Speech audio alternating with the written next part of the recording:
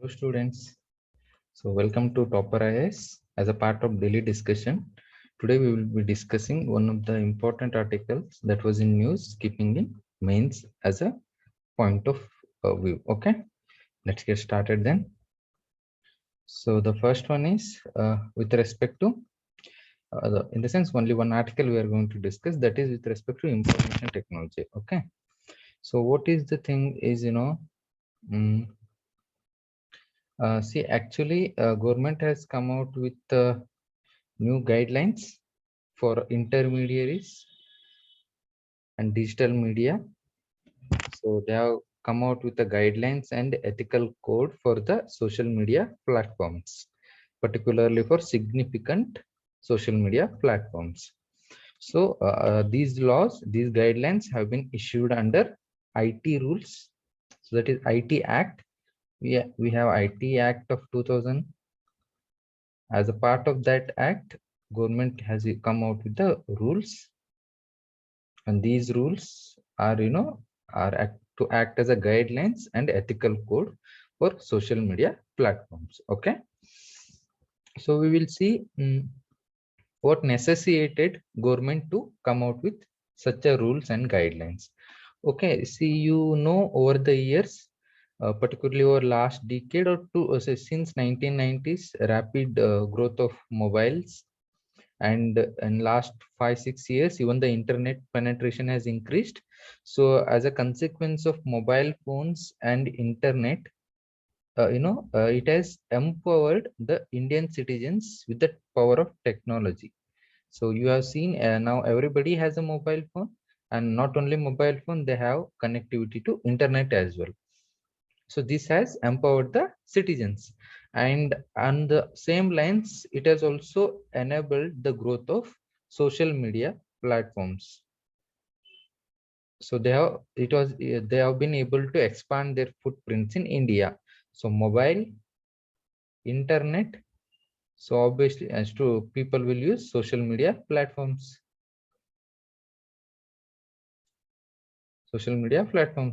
So there is a significant growth in social media platforms. So this has been substantiated by the facts, like in India, social media platforms like WhatsApp users are around 53 crore. You see around YouTube users 44 crores, Facebook users 41 crore, Instagram users 21 crore. So this shows that people are have are having significant presence on social media platforms. Okay, so what happens, see, because of this, see, everything is a double-edged sword. So usage of social media platform and penetration of mobile internet, this has led to a number of positive things as well. So what are the positive things? The one positive is it has enhanced outlets for freedom of speech and expression of the people. So liberty of thought, expression, belief, all those things. So constitution provides for freedom of speech and expression, a fundamental rights, and social media platforms have enhanced this outlet for freedom of speech and expression. They have become a platform for people to express their creativity. They have become platform for people to ask questions. You might have seen your friend who was asking you questions. Now he is asking questions on Facebook, Instagram, and all. Okay, and it makes people informed in the sense. See, like for example, in COVID times, most of you might have found the information on Google, or you would have also seen information through YouTube, where there is COVID related information was disseminated. So presence of internet and social media platforms help in make people informed about the current event that is going around, and it also helped people to share their views, even including criticizing the government and its functionaries. So people always express their views about the government functions and all. So in a way, this has all led to, these are some of the positives that was a consequence of spread of social media platforms. But you see, there are concerns also. So what are the concerns? Like there is a issue with the fake news. So today on social media, we do not know what is real and what is unreal. So fake news has become almost a reality. So you cannot trust the news whether it is fake or real. So fake news an issue. And you also issue, there is also issue of morphing the images of women, so as a related to revenge porn. So that has threatening the dignity of women. See, for example, you see on TikTok, for means one example to quote, people specifically target a particular woman or a girl, and they will start to in the name of creativity and all, they start to use abusive languages, that is threatening the dignity of women. So that instant, there are examples of that instances also. And you also see there are examples of corporate rivalries. A person will set up a, will start a YouTube channel just to uh, spread a negativity about a particular company or particular individual. So that is also there. And people will use all kind of abusive language, obscene contents, and use those all remarks which are hurting the sentiments of people also. So this is also on rise. And other things are also like misuse of social media, like criminals, anti-national elements also bring challenges to law enforcement agencies. For example, like social medias are one of the recruiting sites for terrorists also. So terrorism activity should be checked, that is also one thing. And spread of disharmony, that people talk about negatively about particular hormone to provoke the people, that creates disharmony and disturbs peace in the society. Even financial frauds are on rise, because more people are present online, so more financial frauds are possible. That's happening. And incitement of violence, so same thing, hate speech and all, which disturbs the public order. So we see there are n number of positives benefits that we are able to get because of spread of internet and use of social media platforms. But we are also seeing there are n number of serious concerns that are also on the rise. Okay.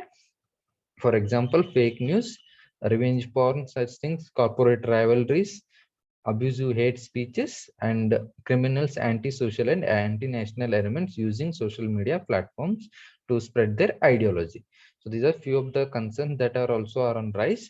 So what is the current situation is, as of now, there is no robust complaint mechanism wherein ordinary users of social media and over the top platforms can register their complaint and get it redressed within a definite timeline.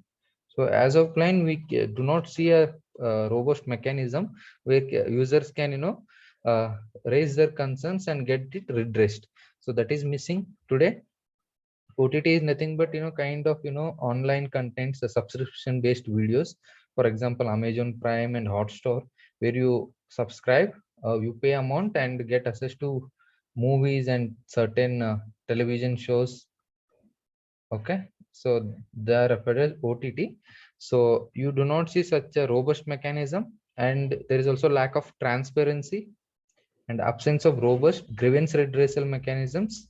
So this leads to keeping people totally on the whims and fancies of the social media movement. There is no robust mechanism, so people are at the mercy of social media platforms. Okay. And another thing is, sometimes you see that a user has spent a lot of energy, time, and money in developing his social media profile. But, what if the social media, the platform removes or, makes his profile inaccessible? So what is the remedy that he has? So these are all the situations that have to be considered. That's why keeping those all things, government of India has come out with guidelines for intermediaries. The social media platforms are referred as intermediaries. So keeping the all the situations, keeping the increasing serious concerns that we have raised, and the present mechanism that is there, government has come out with certain guidelines for these intermediaries. So guidelines related to social media will be administered by MeitY, Ministry of Electronics and IT. So what are the some of the guidelines? So the guideline is due diligence to be followed by the intermediaries. In the sense, they have to be conscious while performing their duties. So they have to be consciously adhere to the norms, ethics that have been set up. Okay, if they do not follow this due diligence, then a safe harbor provision will not apply to them. So what is this safe harbor? See, IT Act has a safe harbor provision. Okay, that according to the provision, intermediary will be exempted from any civil or criminal liability for the from if there is a third party which has which has uh, made a data or any links present on the social media. In the sense, for example, social media, you have a Facebook. Okay, so Facebook is a host social media platform, and this different people will be there, or they create a fake accounts. Okay, fake accounts, and they spread fake news. And these fake news, for example, there are instances where fake news has led to mob lynching, that is death of a people. Okay, so obviously it is wrong to spread the fake news, a death of a person, all those things. But not only a person, uh, even here social media platform can be found guilty, because they are the one who are hosting this fake news. So what is safe harbor does is it prevents the social media platforms from such instances. So it frees them from civil or criminal liability, civil and criminal liability for hosting such a news or data from third parties. Okay, so if you do not follow due diligence, okay, if intermediaries do not follow due diligence, then these safe harbor provisions will not be applicable to them, is what the guidelines are saying. Okay, and you set up grievance redressal mechanism, is what the guidelines is saying. So for why redressal mechanism? For receiving and resolving the complaints that users make, and intermediaries shall appoint a grievance officer to deal with such complaints. Okay, so grievance officer shall acknowledge the complaint within 24 hours and resolve it within a 15 days from its receipt. So one guideline with respect to due diligence to be followed, another with respect to grievance redressal mechanism. Set up a grievance redressal mechanism by appointing a grievance officer, and he will be looking into the complaints that the users make. And next guideline is with respect to ensuring online safety and dignity of users, especially women users. Okay, so remove or disable within 24 hours on the receipts of complaints content that exposes private areas of the individuals and shows some such individuals in full or partial nudity or sexual acts. So such things should be removed or disabled within 24 hours of complaint receival. Okay, so that is one more guideline. Then it also creates two categories of social media intermediaries. So rules make a distinction between two kinds of social media intermediaries. So one is between social media intermediaries, another is significant social media intermediaries. So what is the difference? Is difference between is base of users, a number of users of social media. Okay, that differentiate between social media intermediaries and significant social media intermediaries. So usually these will be having large user base, large user base. And what is the threshold of classification? That will be given by the government. Okay, and what rules the guidelines say is, the rules require significant social media intermediaries to follow certain additional due diligence, because they have larger user base. They have to be bit more cautious, is what the rules are saying. Okay, and apart from that, you also have another additional due diligence. For example, like appoint a chief compliance officer. He will be responsible for ensuring compliance with the act and the rules. Appoint a nodal contact person for 24/7 coordination with the law enforcement agencies. Appoint a resident grievance officer to perform functions mentioned under the grievance redressal mechanism, and publish monthly compliance report. So you have to follow all these things, is what the guidelines is saying. And also provide for voluntary user verification mechanism. So users who wish to verify their accounts voluntarily shall be provided an appropriate mechanism to verify their accounts. Okay. Then give users an opportunity to be heard. So if it is not that a social media platform can straight away remove the profile of an individual, rather he should be given an opportunity to be heard, is what the rules are saying. And that was with respect to social media intermediaries. And the as a part of rules, we also have guidelines or ethical code related to digital media and OTT platforms. So OTT, already I said, synonymous to subscription based video on demand, like Amazon Prime and all, where you get access to movies and certain television shows. Okay. So it prescribes ethical code for these platforms. What it says is a self classification of content into 5 age based categories. See, like certain content is not fit for children.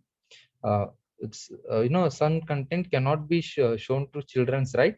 So what it shows is you can classify the content of the platform into universal, in the sense can be seen by all, universal but can be seen by all, but all those people should be above 7 plus age. All people should be above 13 plus age and 16 plus age, and those content which can be seen only by the adult people. So you classify the content on your platform, and you provide for parental locks for content classified as UA 13 plus, so above 13, and reliable age verification mechanisms for content classified as adult content. Okay, so you provide that.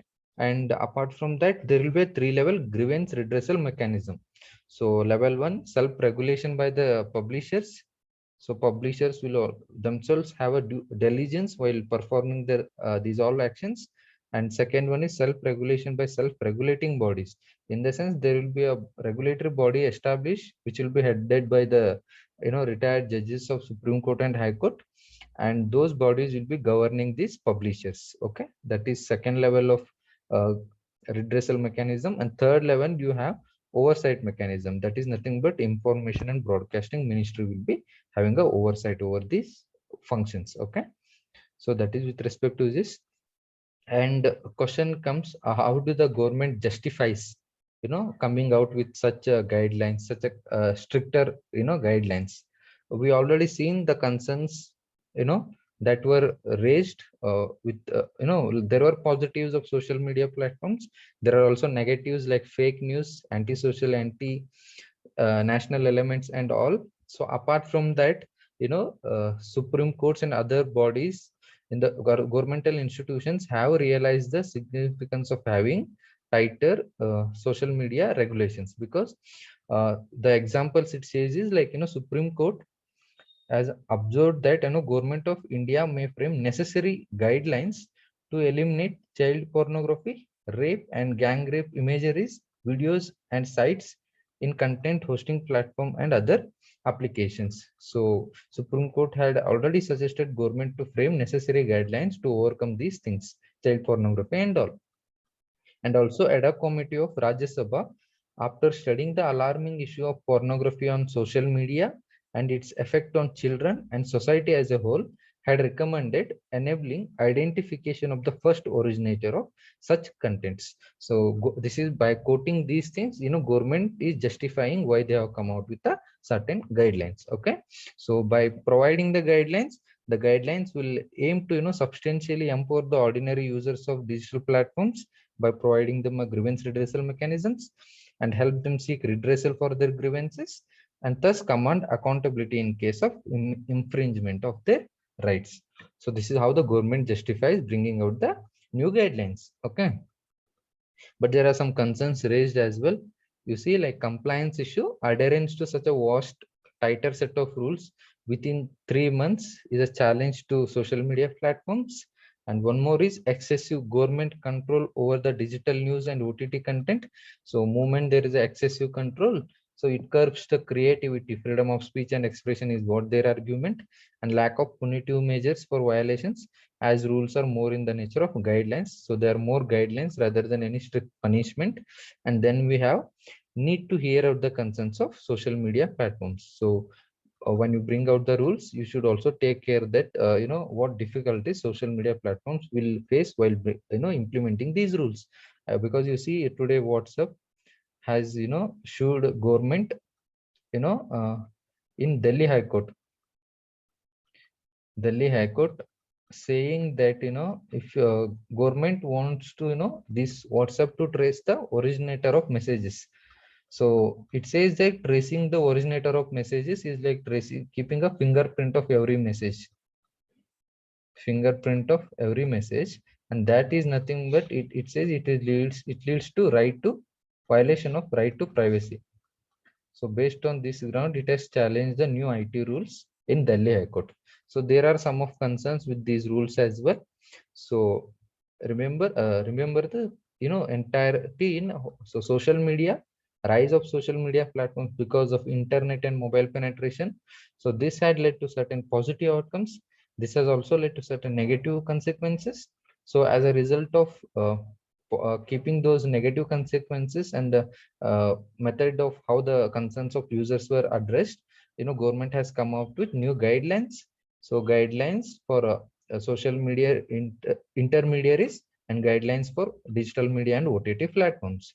And you should remember few of the guidelines as a part of the rules, and then there are some concerns raised against these rules. Okay, so that's it for today. You can also download the PDF of this document that is given in the link below. Okay, thanks for listening. Have a good day.